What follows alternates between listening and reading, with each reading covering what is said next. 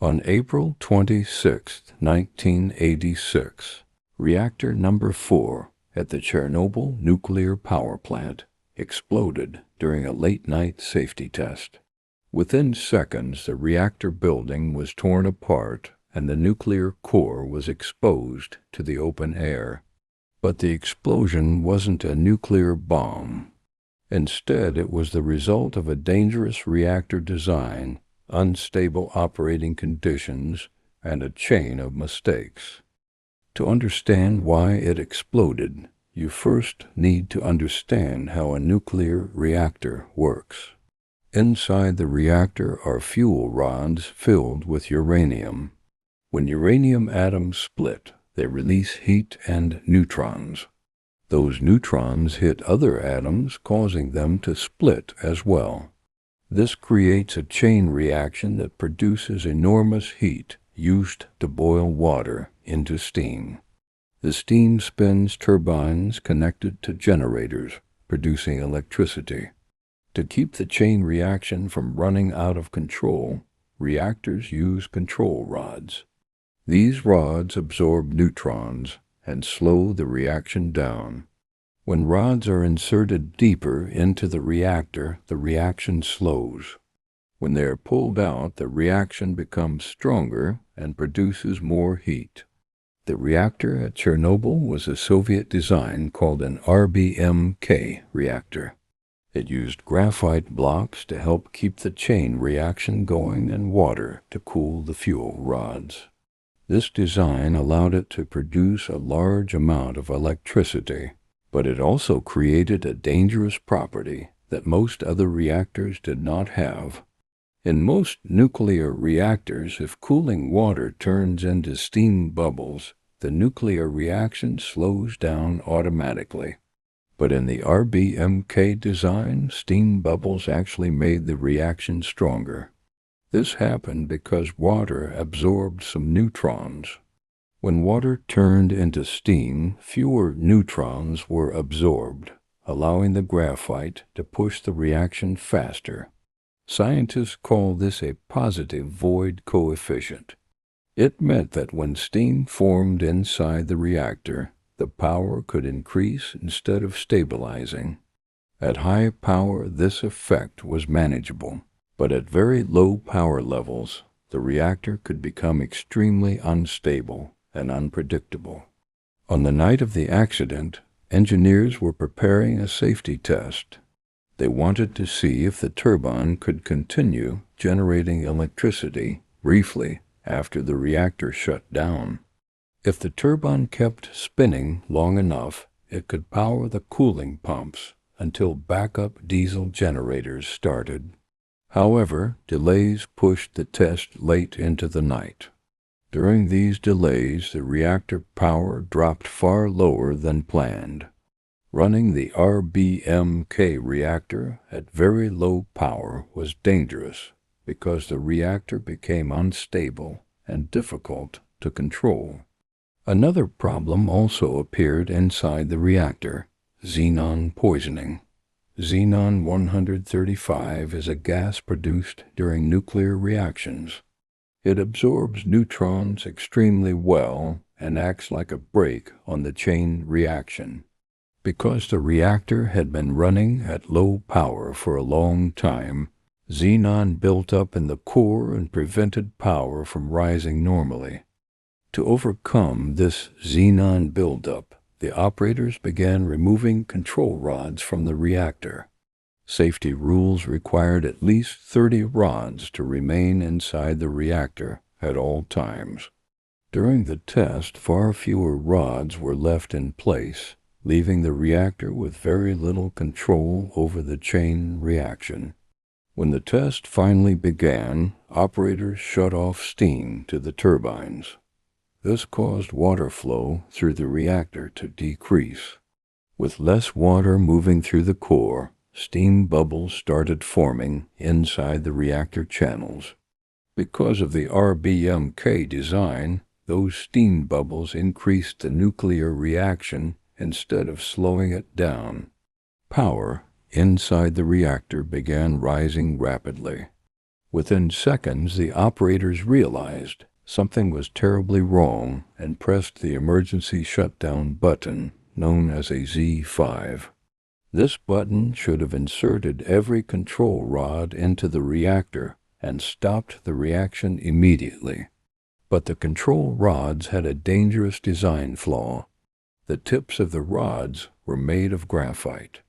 When the rods first entered the reactor, they briefly increased the reaction before the neutron-absorbing sections could slow it down. Because most rods had already been removed, inserting them caused a sudden surge of power across the entire reactor core.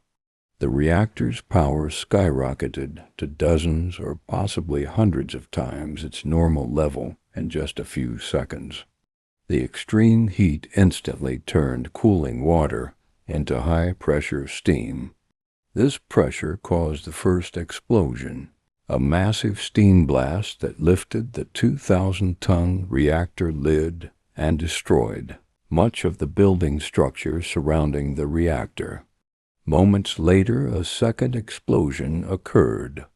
The exact cause is still debated, but it was likely caused by hydrogen gas and burning graphite reacting with oxygen after the reactor core was exposed to the air.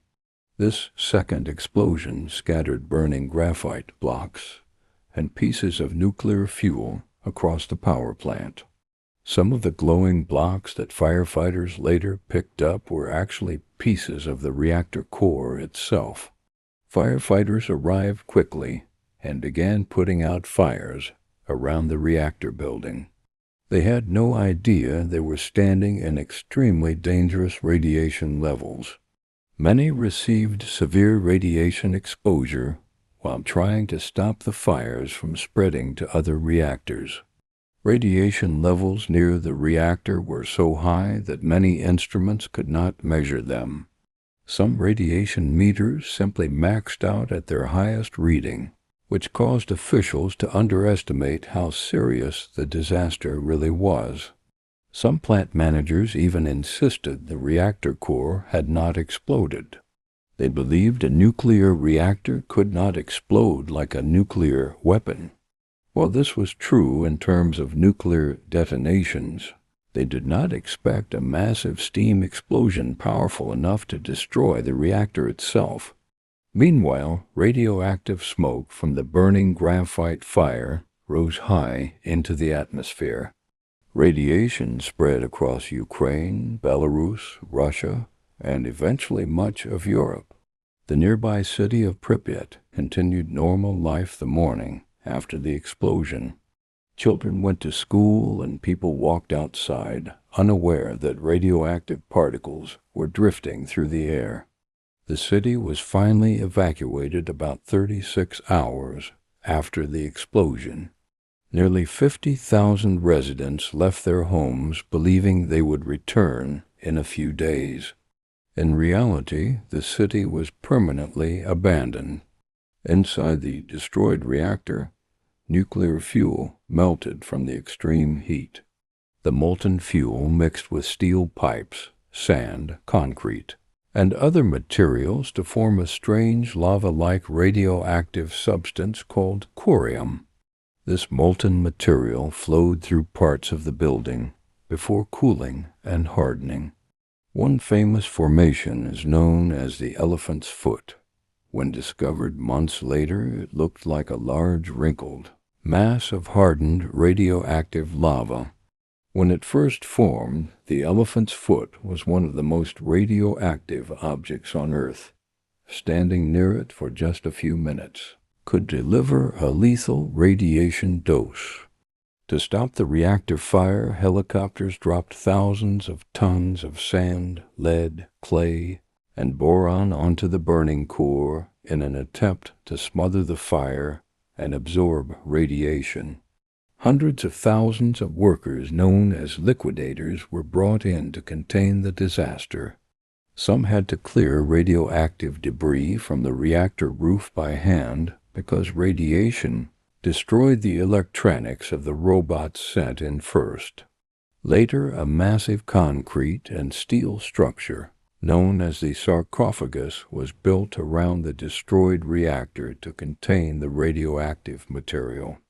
Decades later, an even larger structure called the new safe confinement was built over the sarcophagus. This giant steel arch now seals the remains of Reactor 4 and is designed to contain the radioactive materials for many decades. In the end, the Chernobyl disaster wasn't caused by just one mistake. It was the result of dangerous reactor design flaws, unstable operating conditions, and a series of decisions made during a single night shift. When those factors combined, the reactor's power surged out of control, leading to one of the worst nuclear disasters in human history. Nearly 4 decades later, Reactor number 4 still sits sealed beneath layers of steel and concrete. Inside the structure, radioactive fuel and melted reactor material remain where the explosion left them, slowly cooling but still dangerous. The abandoned city of Pripyat still stands nearby. Empty apartment buildings, rusting amusement rides, and silent streets remain frozen in time, a reminder of the night thousands of people left their homes and never returned.